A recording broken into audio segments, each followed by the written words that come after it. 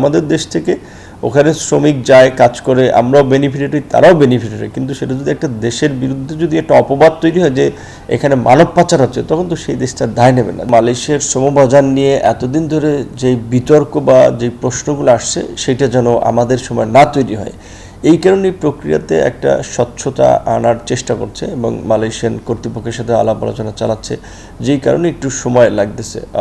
আর সরকার যদি পুরানো সিস্টেমে যেত তাহলে কিন্তু অনেক আগে এটা ওপেন হয়ে যেত। আমরা চাচ্ছি যে এখানে দীর্ঘদিন ধরে আমরা দেখেছি যে গুটি কয়েক ব্যবসায়ী বা প্রতিষ্ঠান একটা সিন্ডিকেট করে, যদিও সরকারি ব্যয় একটা নির্ধারণ করে দেয়, বাট ওইটা কেউ মানে না।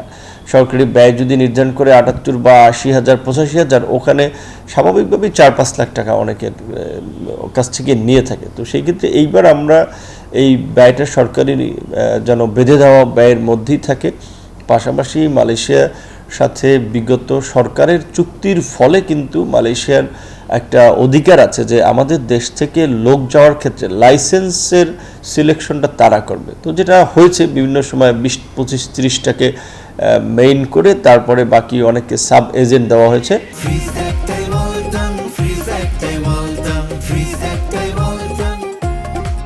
এবং এইখানে ব্যবসাটাকে কিছুটা নিয়ন্ত্রণ করা হয়েছে। তো আমরা চাচ্ছি যে এবার ওপেন সবার জন্য, যারা এই সেক্টরে আমাদের শর্ত মেনে ব্যবসা করছে তারা সবাই যেন সুযোগ পায়।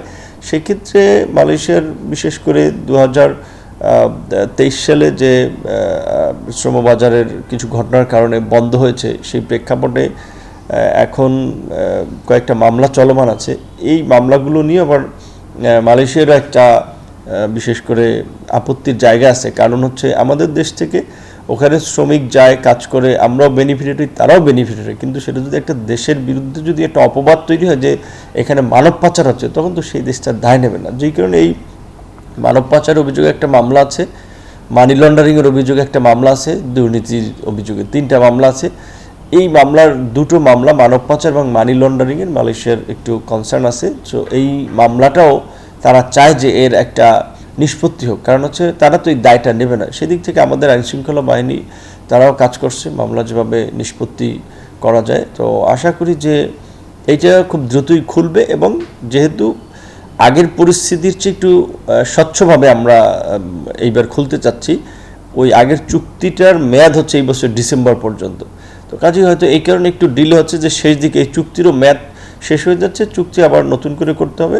দুই দেশের জয়েন্ট ওয়ার্কিং কমিটিও মিটিং করছে, একটা সমঝোতায় পৌঁছানো গেলেই আশা করি এটা খুলবে। ইতিমধ্যেই এই প্রবাসীদের সেবাকে সহযোগীকরণ করার লক্ষ্যে একটা আন্তঃমন্ত্রণালয় কমিটি গঠন হয়েছে, যেখানে বিভিন্ন মন্ত্রণালয়ের প্রতিনিধিরা আছে। বিশেষ করে প্রবাসীদের বিষয়গুলোতে যারা জড়িত, যেমন পাসপোর্টের বিষয়টা দেখে স্বরাষ্ট্র মন্ত্রণালয়। আর প্রবাসীদের অনেক অভিযোগ এই পাসপোর্ট পেতে গিয়ে আসলে হয়রানি, পাসপোর্ট নবায়নের ক্ষেত্রে হয়রানি।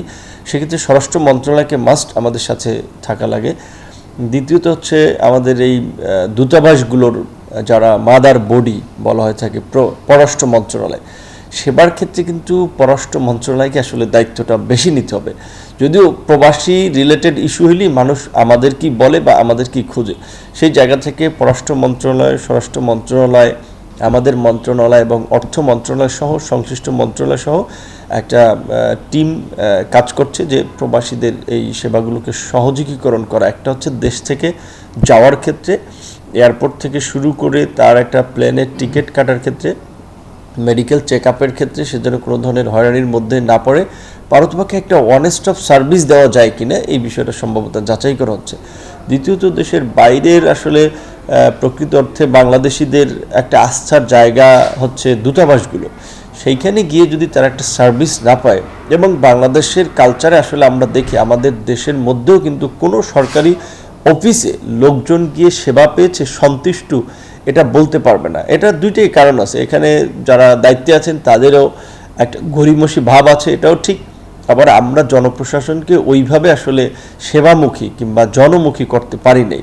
এইটা ওই ব্রিটিশ আমলের একটা মানে সরকারি প্রতিষ্ঠান, তারা লাইক ওই রাজার প্রতিনিধি, ওই রকমের একটা ভাবগাম্ভীর্য অফিস আদালতগুলোতে যারা চাকরি করে তাদের মধ্যে আমি দেখি থাকে, যার ফলে দেশের মধ্যেও কিন্তু সংকট আছে যে বিভিন্ন একটা ভূমি সেবা পেতে হলে একটা মানুষ চিকিৎসা নিতে গিয়েও কিন্তু নানাবিধভাবে হয়রানির শিকার হয়।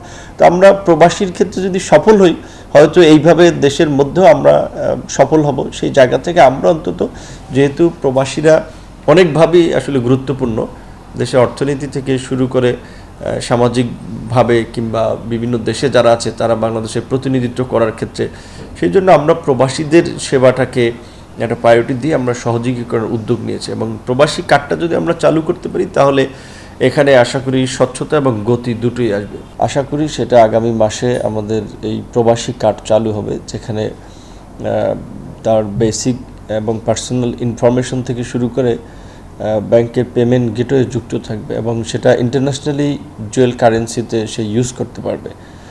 যার ফলে এখন যেটা অনেকের সংকট হয় যে অনেকের দেশের বাইরে থেকে টাকা পয়সা পাঠায়, আত্মীয় স্বজন বা কারো কাছে থাকে, দেশে এসে দেখা যায় সে প্রতারিত হয়। এখন তার অ্যাকাউন্টেই টাকা রাখতে পারবে, পাশাপাশি তার অ্যাকাউন্ট থেকে বাংলাদেশের যে MFSগুলো আছে, মোবাইল ফাইন্যান্সিয়াল সিস্টেম, এগুলো ইউজ করে সে ওখান থেকেই কিন্তু তার প্রিয়জন পরিবারের কাছে প্রত্যেক মাসে কিংবা যখন তার প্রয়োজন টাকা পয়সাও পাঠাতে পারবে। পাশাপাশি এই কার্ড হোল্ডার হিসেবে তার আরও কিছু বাড়তি সুযোগ সুবিধা থাকবে। যেমন আমরা যেটা দেখি যে প্রবাসীরা দেশে আসে অনেক ক্ষেত্রে অল্প ছুটি নিয়ে, তো তাদের অনেক ক্ষেত্রে পাসপোর্ট NIDর সংশোধনের ক্ষেত্রে কিংবা পেতে অনেক ক্ষেত্রে একটা দীর্ঘসূত্রিতা তৈরি হয়। তো আমরা চিন্তা করছি কার্ড যাদের আছে তাদেরকে যেন ফাস্ট ট্র্যাক বেস তাদেরকে সার্ভিস দেওয়া হয়, সেই সুযোগ সুবিধাটা তারা পাবে। এয়ারপোর্টে ইমিগ্রেশনের ক্ষেত্রে এবং আমাদের বিভিন্ন দূতাবাসে কনসুলার সেবা নেওয়ার ক্ষেত্রেও তারা একটা অগ্রাধিকার পাবে। পাশাপাশি দেশের বাইরে থেকে যারা দেশে ইনভেস্ট করতে চায় এবং যারা দেশে বৈধ পথে রেমিটেন্স পাঠাবে তাদেরও একটা বাড়তি সুযোগ সুবিধা থাকবে। এই প্রবাসী কার্ডটা চালু হলে প্রবাসীদের যেটা আমরা দীর্ঘদিনের একটু অভিযোগ, বিশেষ করে যাওয়ার ক্ষেত্রে কিংবা আসার ক্ষেত্রে একটু হয়রানি, কমপ্লেক্সিটি, সেটাও কিছুটা কমবে।